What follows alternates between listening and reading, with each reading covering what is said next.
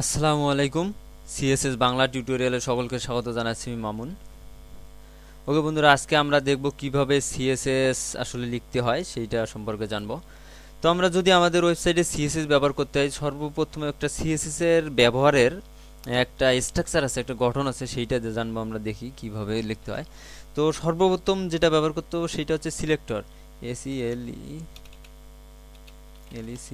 SELECTOR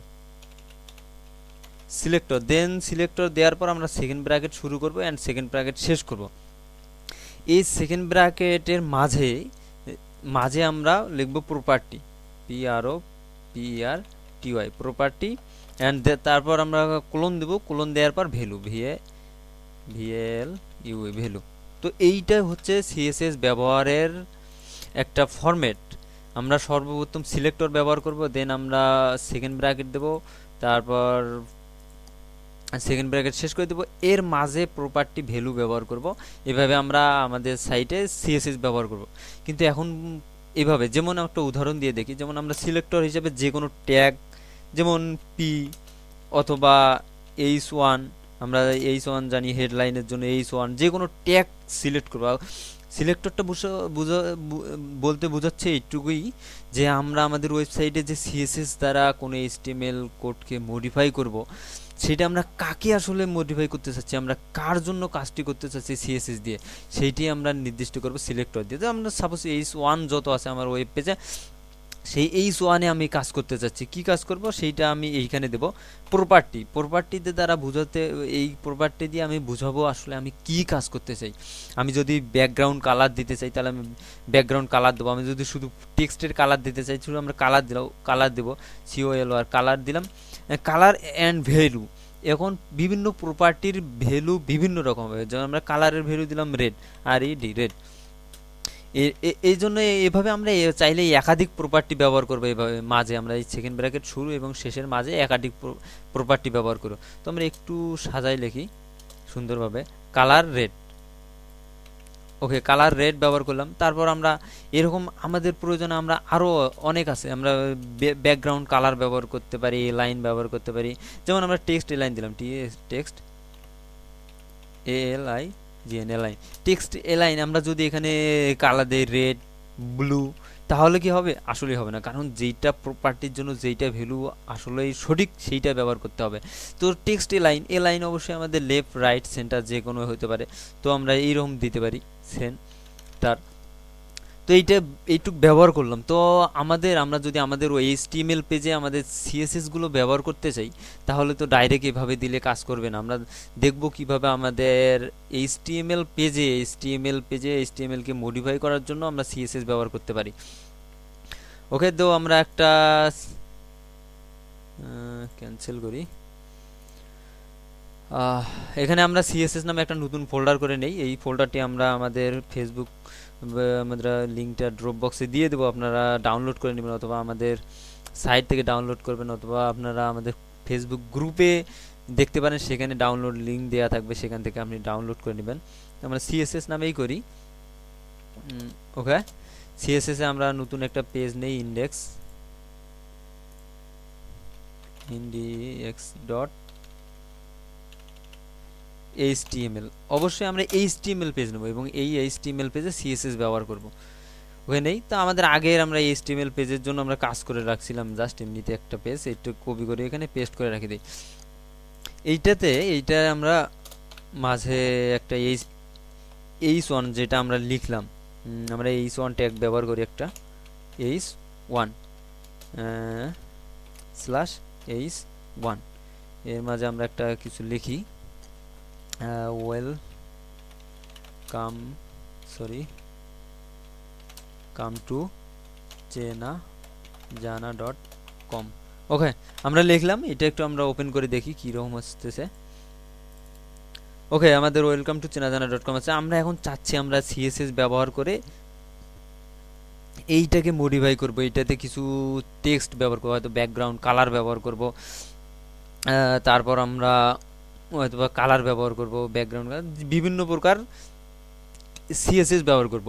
তো আমরা কিভাবে ব্যবহার করব আজকে আমরা সেইটাই দেখব।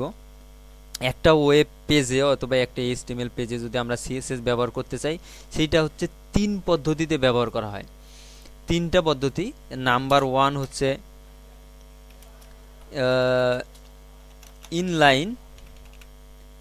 ইনলাইন, তারপরে নাম্বার 2 হচ্ছে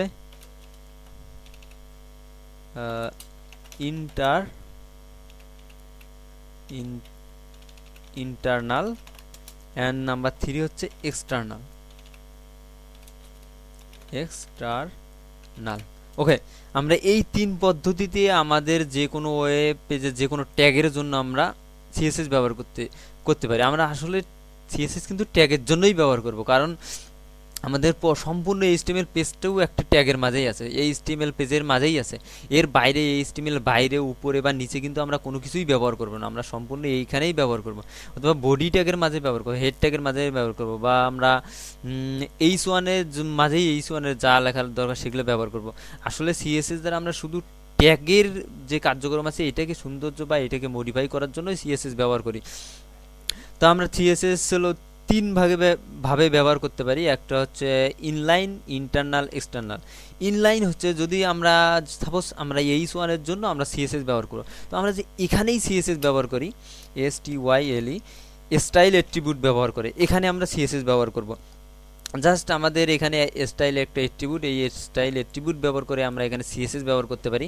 তো এখানে দিলাম আমরা কালার, COLOR কালার দেই, আর রেড দেই। ওকে, দেখুন আমরা রিলোড দিয়ে দেখি পেজটি, দেখুন আমাদের কালার কিন্তু চেঞ্জ হয়ে গেছে, অ্যান্ড এগুলো দেখাচ্ছে বাইরে যদিও বাবা।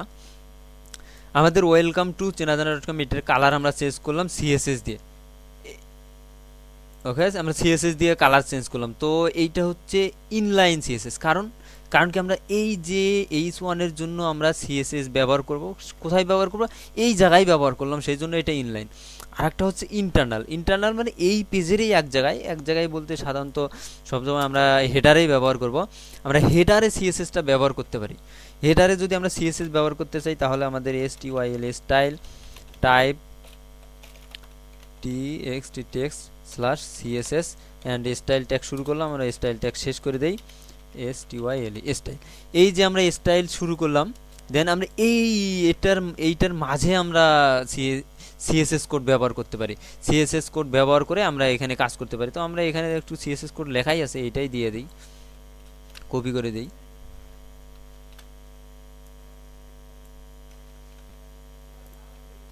সেভ দেই, দেখি দেখুন আমাদের এইটা কিন্তু মাঝামাঝি চলেছে। কারণ কি, কারণটা একটু দেখি।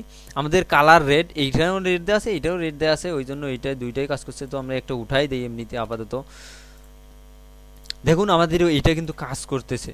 আমরা এখানে যে কালার H1 সিলেক্ট করছি, H1-এর জন্য কাজ করতেছে। H1 সিলেক্ট করে কি করলাম, আমরা কালার দিলাম রেড, টেক্সট এলাইন দিলাম সেন্টার।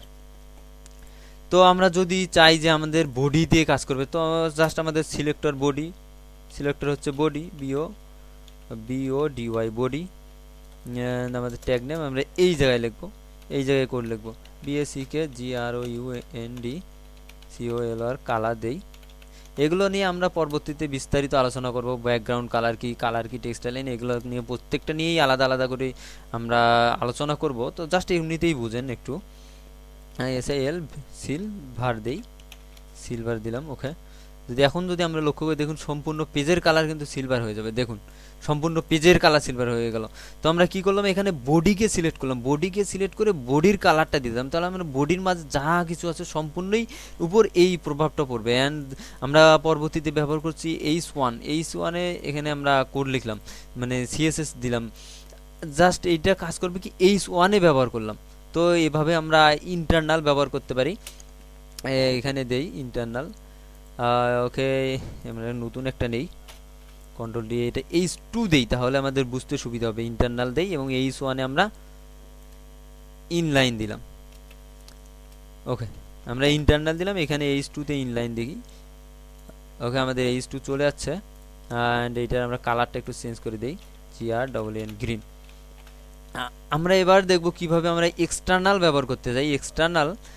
ইন্টারনাল দ্বারা আমরা বুঝলাম যে এই পেজেই থাকবে। ইনলাইন হচ্ছে এই ট্যাগের মাঝেই, ইন্টারনাল হচ্ছে এই পেজে, আর এক্সটার্নাল হচ্ছে এই পেজে না, আর একটা বাইরের পেজে। যে বাইরের পেজে ব্যবহার করব সেইটা হচ্ছে এক্সটার্নাল। তো আমরা নতুন একটা পেজ নেই সিএসএস এর জন্য, আমরা নিউ নিলাম হলো স্টাইল নাম দেই STYLE style dot CSS.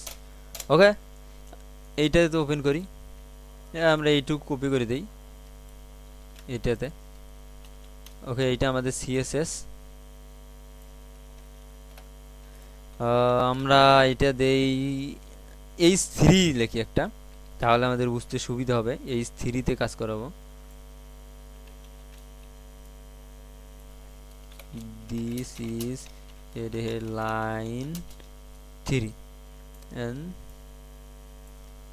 this is line 2, তাহলে আমরা বুঝতে সুবিধা হবে আমাদের আমরা আসলে কি করলাম।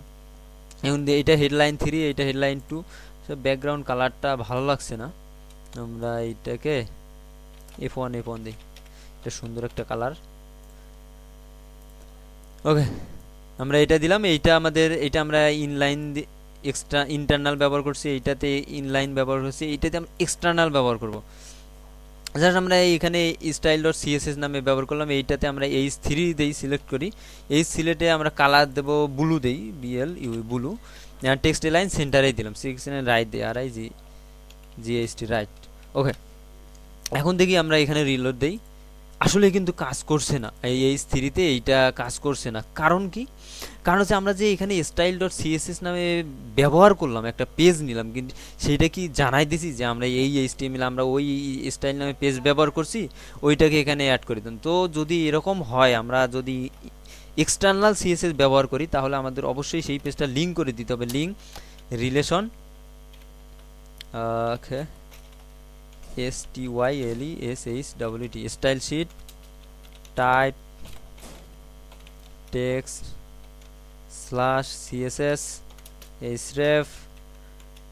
href হাইপার রেফারেন্স, অ্যান্ড এখানে আমাদের পেজের নাম দেবো আমরা STYLE স্টাইল ডট CSS। এখন দেখুন আমরা এইখানে এইটা দ্বারা আমরা পেজটাতে লিঙ্ক করলাম। লিঙ্ক করার অর্থ হচ্ছে কি, দেখুন এখন এইটাতে কাজ করবে। দেখুন এই যেখানে চলে আসছে, কিন্তু H3 তে আমরা যে CSS ব্যবহার করছি সেইগুলো চলে আসছে। যদি এইটা না দেই, দেখুন উঠাই দেই, তাহলে কিন্তু কাজ করবে না, কারণ ইন্টারনাল এক্সটার্নালটা বাই ডিফল্ট পাবে না। তো এটাকে আমাদের পেজের সঙ্গে লিঙ্কিং করে দিতে হবে। আর আমরা যদি এইটা না রাখি, রিলোড দেই, না রাখি, দেখুন এইটার যে প্রথমটার জন্য আমরা ইন্টারনাল ব্যবহার করছি এটা কাজ করছে না। তো এইভাবে আমরা 3 প্রকার CSS এই দেখলাম। ইন্টারনাল, ইনলাইন, এইটা হচ্ছে ইনলাইন, এটাকে উপরে দেই,